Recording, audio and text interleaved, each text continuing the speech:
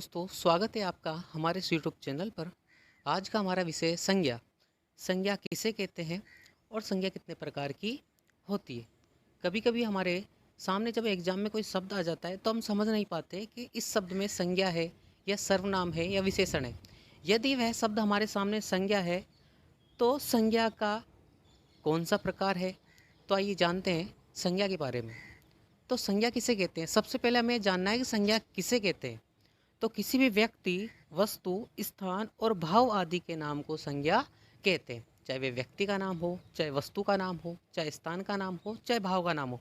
व्यक्ति का नाम जैसे राम हुआ, श्याम हुआ, मोहन हुआ, गीता हुआ, रानी हुई, दीपक हुआ।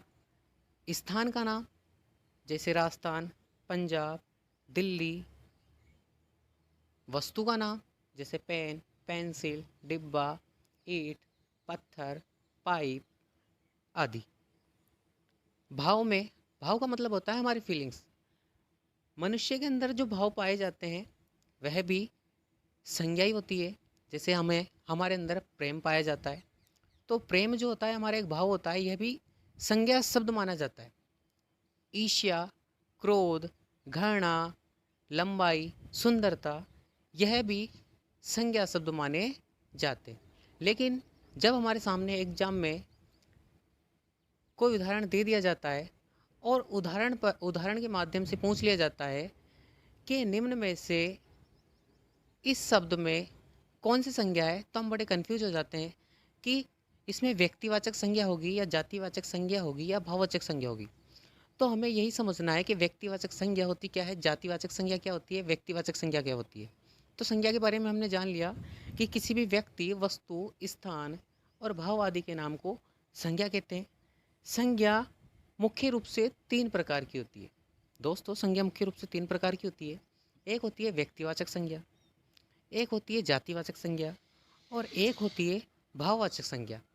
व्यक्तिवाचक संज्ञा का मतलब होता है कि ऐसे शब्द या वे शब्द जो किसी व्यक्ति के नाम को या वस्तु के नाम को या स्थान के नाम का बोध कराते हो, उन्हें व्यक्तिवाचक संज्ञा कहते हैं। जैसे राम व्यक्ति के नाम का बोध करा रहा है तो व्यक्तिवाचक संज्ञा। जैसे पंजाब स्थान के नाम का बोध करा रहा है तो व्यक्तिवाचक संज्ञा हुआ। तो ऐसी कोई सी भी संज्ञा जो किसी व्यक्ति के नाम को या वस्तु के नाम को या वस्तु के नाम का बोध कराता हो, उन्हें व्यक्तिवाचक संज्ञा कहते हैं। जातिवाचक संज्ञा क्या होती है? जातिवाचक संज्ञा उसे कहते हैं या वे शब्द जिनके द्वारा किसी भी व्यक्ति की या वस्तु की समस्त जाति का बोध हो, उसे जातिवाचक संज्ञा कहते हैं। मान लीजिए एक कक्षा में अलग अलग नाम के छात्र हैं, किसी का नाम राम है, किसी का नाम मोहन है। यदि उनके नाम से हम उन्हें संबोधित करते हैं या उनके नाम से हम उन्हें बुलाते हैं तो व्यक्तिवाचक संज्ञा मानी जाएगी या व्यक्तिवाचक संज्ञा कही जाती है। लेकिन उन सभी को हमने यदि छात्र कह दिया या विद्यार्थी कह दिया तो वह जातिवाचक संज्ञा मानी जाएगी। जैसे अध्यापक, यदि हम किसी एक अध्यापक का नाम लेते हैं तो वह व्यक्तिवाचक संज्ञा मानी जाएगी। लेकिन यदि हम उसका नाम ना ले करके उसे हम अध्यापक कहें तो वह जातिवाचक संज्ञा मानी जाएगी। भाववाचक संज्ञा क्या होती है? ऐसे शब्द या वे शब्द जो प्राणियों के भाव आदि को प्रकट करते हो या आदि का बोध कराते हो, उन्हें भाववाचक संज्ञा कहते हैं। भाव का मतलब होता है हमारे फीलिंग्स, और भाव में हमारे गुण भी आते हैं, हमारे दोष आते हैं, हमारी अवस्था आती है, हमारा आकार आता है। यह सब भाववाचक संज्ञा में आती है। जैसे मान लीजिए प्रेम हुआ, प्रेम हमारे अंदर पाया जाता है। क्रोध, जब हमारे किसी से लड़ाई हो जाती है तो एक क्रोध होता है, क्रोध का भाव जो हमारे सामने प्रकट हो जाता है, हमारे अंदर प्रकट हो जाता है, तो एक क्रोध भी जो है भाववाचक संज्ञा मानी जाती है। ईर्ष्या, जब हम किसी को देख करके जलते हैं तो उसे ईर्ष्या, हमारे अंदर एक ईर्ष्या का भाव उत्पन्न हो जाता है, उसे भी भाववाचक संज्ञा कहा जाता है। जैसे मान लीजिए लंबाई हुआ, सुंदरता हुई, यह भी भाववाचक संज्ञा मानी जाती है। तो हम पढ़ेंगे व्यक्तिवाचक संज्ञा के बारे में। व्यक्तिवाचक संज्ञा क्या होती है डिटेल से अभी तो हमने व्यक्तिवाचक, जातिवाचक और भाववाचक संज्ञा के बारे में जाना था कि वह होती क्या है। अब हम जानेंगे कि व्यक्तिवाचक संज्ञा क्या होती है। व्यक्तिवाचक संज्ञा की परिभाषा है कि जिन शब्दों के द्वारा हमें किसी एक व्यक्ति, एक वस्तु, एक स्थान का बोध हो, उसे व्यक्तिवाचक संज्ञा कहते हैं। जिन शब्दों के द्वारा हमें किसी एक व्यक्ति, एक वस्तु, एक स्थान का बोध हो उसे व्यक्तिवाचक संज्ञा कहते हैं। एक व्यक्ति का मतलब है एक व्यक्ति होना चाहिए केवल। जैसे राम है तो राम ही होना चाहिए। राम व्यक्ति का नाम है, मोहन व्यक्ति का नाम है, सोहन व्यक्ति का नाम है, दीपक व्यक्ति का नाम है, कुणाल व्यक्ति का नाम है, राजेश व्यक्ति का नाम है। लेकिन इन सभी को यदि मैं दोस्त बोल दूं या इन सभी को यदि मैं मित्र बोल दूं तो यह समस्त जाति को प्रकट करेंगे और जातिवाचक संज्ञा में चले जाएंगे। चाहे देश का नाम हो, देश का नाम जैसे भारत, जापान, नेपाल, भूटान, यह किसी स्थान के नाम है। अगर स्थान का नाम हो, स्थान के नाम का बोध कराए तो वह व्यक्तिवाचक संज्ञा मानी जाती है। यदि मैंने इन सभी देशों को देश बोल दिया तो यह सब जातिवाचक संज्ञा में चले जाएंगे। नदियों के नाम, गंगा एक नदी है तो यह भी व्यक्तिवाचक है, यमुना एकमात्र नदी है यह भी व्यक्तिवाचक है, गोदावरी व्यक्तिवाचक है, चंबल व्यक्तिवाचक है। नदियों के नाम आ जाए तो भी व्यक्तिवाचक है, त्योहार के नाम आ जाए तो भी व्यक्तिवाचक है, भाषाओं के नाम यदि आ जाए तो वह भी व्यक्तिवाचक है, खेल के नाम आ जाए तो भी व्यक्तिवाचक है, राज्यों के नाम आ जाए, किसी भी राज्य का नाम दे दे, गुजरात, पंजाब, दिल्ली, वह भी व्यक्तिवाचक है। पर्वतों के नाम आ जाए तो वह भी व्यक्तिवाचक है, जैसे अरावली पर्वत आ गया तो व्यक्तिवाचक है।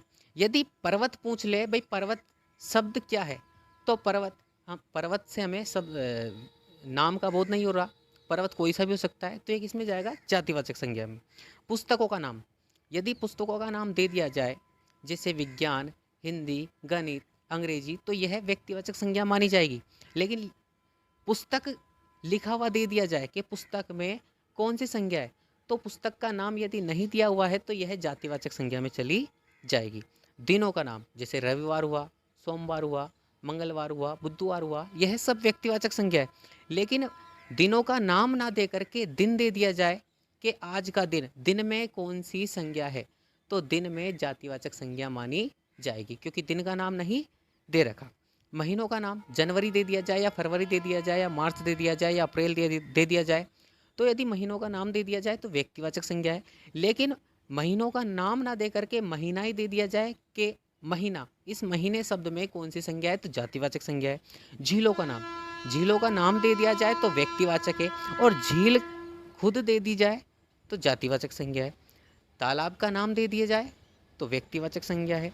दुर्ग का नाम दे दिया जाए तो व्यक्तिवाचक संज्ञा है, जैसे रणथंभौर दुर्ग, सिवाना दुर्ग, यह सब व्यक्तिवाचक संज्ञा है। जिलों का नाम दे दिया जाए तो भी व्यक्तिवाचक संज्ञा है।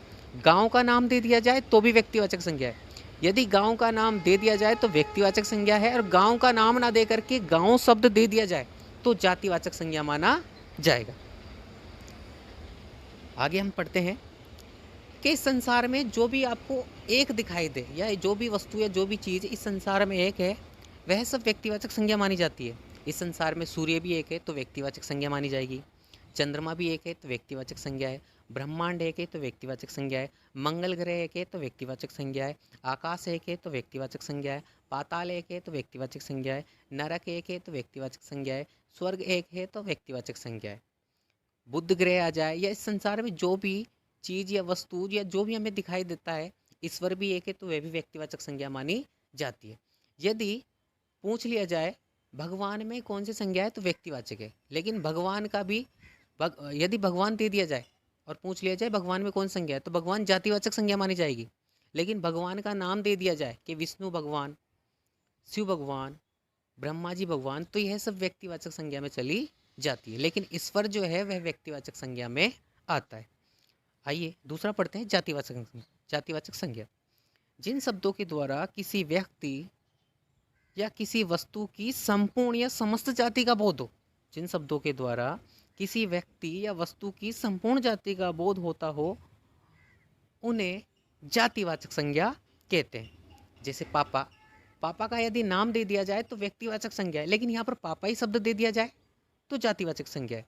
भाई, भाई कोई सा भी हो सकता है तो भाई यहाँ पर जातिवाचक संज्ञा है, लेकिन भाई का यदि नाम दे दिया जाए तो वह व्यक्तिवाचक संज्ञा में चला जाएगा। बहन बहन किसी की भी हो सकती है। बहन जो शब्द है वह जातिवाचक संज्ञा है, लेकिन बहन का नाम दे दिया जाए तो व्यक्तिवाचक संज्ञा है। अध्यापक, यदि अध्यापक का नाम दे दिया जाए तो व्यक्तिवाचक संज्ञा है, और अध्यापक खुद ही लिखा हुआ आ जाए तो जातिवाचक संज्ञा है। वकील हुआ, इंजीनियर हुआ, दोस्त हुआ, मामा हुआ, नाना हुआ आदि, ये सब क्या है? जातिवाचक संज्ञा है। जिला, देश, राज्य, झील, तालाब, नदी, नाला, पर्वत, सड़क, बस, पेन, पेंसिल, कुर्सी, टेबल, पेड़, फूल, फल, पशु, पक्षी, यह सब क्या है? जातिवाचक संज्ञा है। समस्त जाति का बोध कराए, ऐसे शब्द जो समस्त जाति का बोध कराए वो जातिवाचक संज्ञा मानी जाती है। अगर मान लीजिए देश का नाम दे दिया जाए, जैसे देश का नाम दे दिया अमेरिका, तो यह व्यक्तिवाचक संज्ञा में चला जाएगा। लेकिन अमेरिका ना दे करके देश लिखा हुआ आ जाए तो जातिवाचक संज्ञा है। जैसे अब मान लीजिए कोई जिला है, जिले का नाम दे दिया जैसे अजमेर। यदि यदि यदि जिले का नाम दे दिया जाए, जैसे जिले का नाम अजमेर है, पूछ लिया जाए अजमेर शब्द में कौन संज्ञा है, तो अजमेर यहाँ पर एक ही है, और अजमेर किसी एक स्थान का बोध करा रहा है, तो ये व्यक्तिवाचक संज्ञा माना जाएगा। लेकिन अजमेर अजमेर ना दे करके अजमेर के स्थान पर जिला दे दिया जाए, तो जिला कोई सा भी हो सकता है राजस्थान में, तो जहाँ पर समस्त जाति का बोध हो वहाँ पर जातिवाचक संज्ञा होती है, और जिला जो शब्द है उसमें जातिवाचक संज्ञा मानी जाएगी। जातिवाचक संज्ञा जो होती है दो प्रकार की होती है, एक होती है समूहवाचक संज्ञा और एक होती है द्रव्यवाचक संज्ञा। समूहवाचक संज्ञा शब्द से ही हमें पता चल रहा है कि समूहवाचक संज्ञा क्या होती है। ऐसे शब्द जिन शब्दों के द्वारा व्यक्ति के समूह का या वस्तु के समूह का बोध हो उन्हें समूहवाचक संज्ञा कहते हैं। समूहवाचक संज्ञा समूह, ऐसे शब्द जिनके द्वारा व्यक्ति के समूह का या वस्तु के समूह का बोध हो उन्हें समूहवाचक संज्ञा कहते हैं। और द्रव्यवाचक संज्ञा का मतलब होता है द्रव्य का मतलब होता है पिघली हुई या तरल पदार्थ या खनिज पदार्थ। तो द्रव्यवाचक संज्ञा किसे मानी जाएगी? ऐसे शब्द जिनके द्वारा तरल पदार्थों का बोध होता हो, या वे शब्द जिनको ऐसी वस्तु या ऐसे पदार्थ जिनको मापा और तोला जा सके, वह किस में आएगी? द्रव्यवाचक संज्ञा में। तो समूहवाचक संज्ञा की परिभाषा है कि जिन शब्दों के द्वारा व्यक्ति के समूह या वस्तु के समूह का बोध हो उसे समूहवाचक संज्ञा कहते हैं। जैसे सभा, दल, गिरोह, झुंड, परिवार, गुच्छा, गुलदस्ता। सभा में जब हम जाते हैं तो सभा में बहुत सारे लोग होते हैं, तो सभा में बहुत सारे लोग होते हैं तो लोगों का एक समूह होता है, इसलिए सभा जो है समूहवाचक संज्ञा है। दल में भी लोग होते हैं और लोगों का एक समूह होता है, उसे भी समूहवाचक संज्ञा कहते हैं। गिरोह में भी लोग होते हैं और लोगों का एक समूह होता है, उसे भी समूहवाचक संज्ञा कहते हैं। झुंड में भी लोग होते हैं और लोगों का एक समूह होता है, उसे भी समूहवाचक संज्ञा कहते हैं। परिवार में भी सदस्य होते हैं और सदस्यों का एक समूह होता है, उसे भी समूहवाचक संज्ञा कहते हैं। गुच्छा, अंगूर का गुच्छा, एक अंगूर के गुच्छे में भी बहुत सारे अंगूर होते हैं और अंगूर का एक समूह होता है, इसलिए अंगूर को भी या अंगूर के गुच्छे को भी समूहवाचक संज्ञा कहा जाता है। गुलदस्ता जो होता है उसमें बहुत सारे फूल होते हैं और उन फूलों के समूह को भी समूहवाचक संज्ञा कहते हैं। अब अगला है हमारा द्रव्यवाचक संज्ञा, जो किसका भेद है? जातिवाचक संज्ञा का।